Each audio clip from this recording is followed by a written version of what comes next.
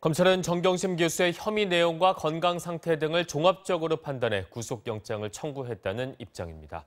법원의 구속영장 심사 결과에 따라서 어느 쪽이건 파장이 만만치 않을 것으로 보입니다. 손영 기자입니다. 검찰은 범죄 혐의가 중대한 데다 증거인멸 가능성 등을 고려했을 때 구속 수사가 필요하다고 밝혔습니다.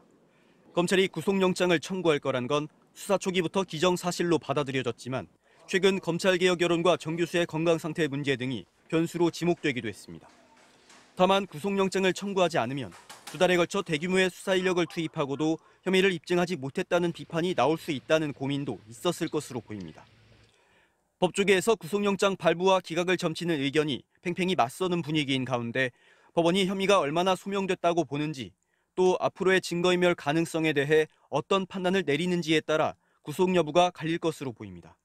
구속영장이 기각이 된다면 엄청난 규모의 수사팀으로 장기간 수사한 게 결국 무리한 수사였다는 비판이 커질 것으로 보입니다. 반대로 영장이 발부된다면 웅동학원 채용 비리 등에 대한 조국 장관 일가에 대한 수사는 더욱 확대되고 조 장관 본인에 대한 조사도 불가피할 것으로 보입니다.